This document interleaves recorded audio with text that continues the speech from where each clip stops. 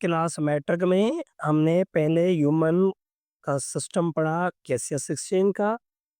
आज हमारे पास class matric में ब्रीथिंग मैकेनिज्म इन मैन आ रहा है। ब्रीथिंग मैकेनिज्म ऑफ मैन के दो मैकेनिज्म होते हैं। एक को हम कहते हैं, दिस वन इज इंस्पायरेशन, और इसे कहते हैं इन इनहेलेशन। और दूसरा आता है इसमें एक्सपायरेशन, या कह सकते हैं एक्सहेलेशन। जब तक ये आप दोनों मैकेनिज्म नहीं पढ़ेंगे तब तक आपको ब्रीथिंग की समझ नहीं आएगी। इस ब्रीथिंग को दूसरे नेम में कहा जाता है कि ये है वेंटिलेशन। अब वेंटिलेशन में है कि एयर को दाखिल भी होना है और एयर को बॉडी से बाहर भी निकलना है। तो आज हम पहले इनका एक मैकेनिज्म देखते हैं टाइम के हवाले से कि ये जो इंस्पायरेशन है, इनमें कौन कौन से करेक्टर है और इनमें होता क्या है। इंस्पायरेशन यानी दूसरा नाम इनहेलेशन। इनहेलेशन के लिए हम कहेंगे कि इनमें एयर रशेज इनटू और लंग्स। एयर हमारे लंग्स के अंदर दाखिल होती है। कहाँ से?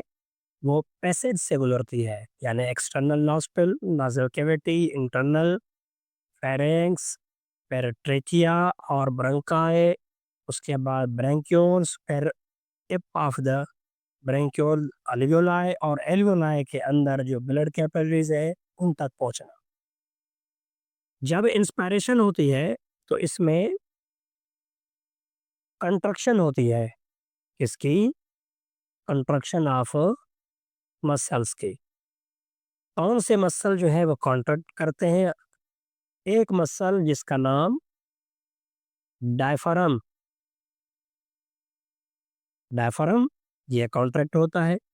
डायफ्राम क्या हो जाता है? डायफ्राम हो जाता है डोम। डोम डायफ्राम ऐसा टिश्यू है, ऐसा मसल है जो बॉडी के एब्डोमिनल कैविटी और चेस्ट कैविटी के बीच में होता है, लंग्स के नीचे और पेट वाले हिस्से से ऊपर। जब ये नीचे चला जाएगा तो ये डॉप हो जाएगा। और दूसरी कंट्रक्शन किसकी होगी? दूसरी कंट्रक्शन होगी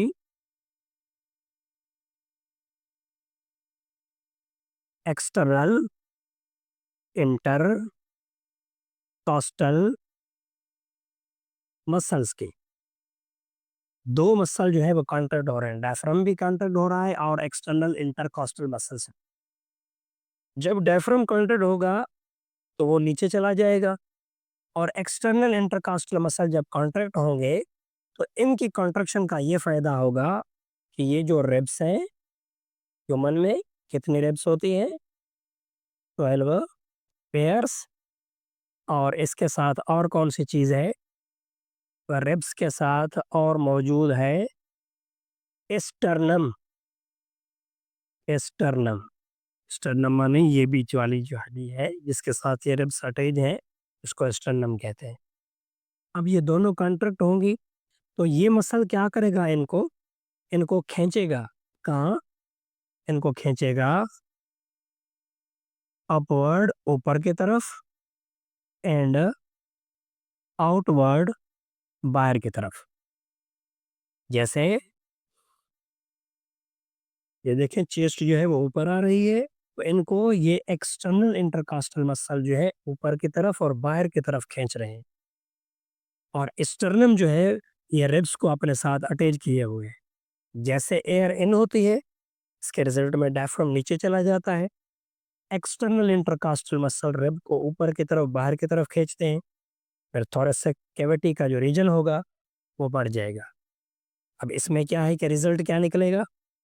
रिजल्ट ये होगा कि ये जो चेस्ट रीजन है, जिसे हम थोरेसिक रीजन कह रहे हैं, thoracic रीजन इज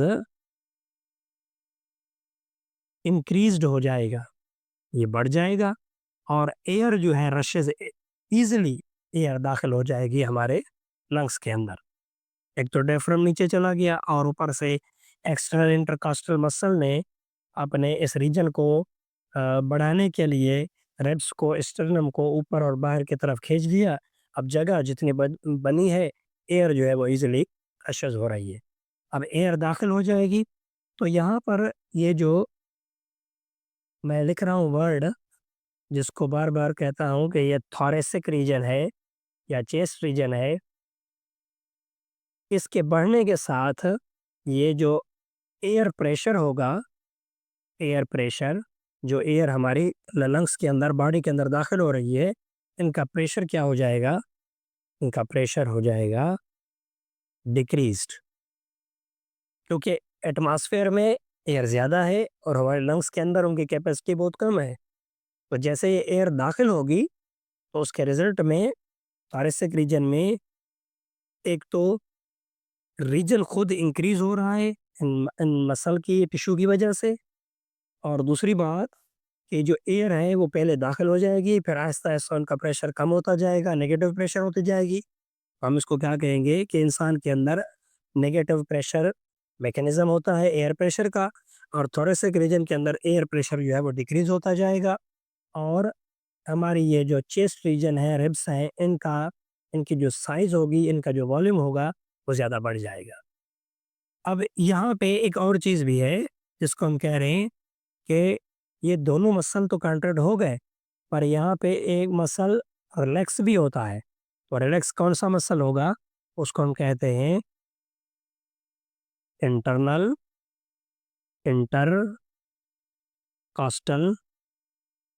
मसल्स, ये रिलैक्स हो जाएंगे।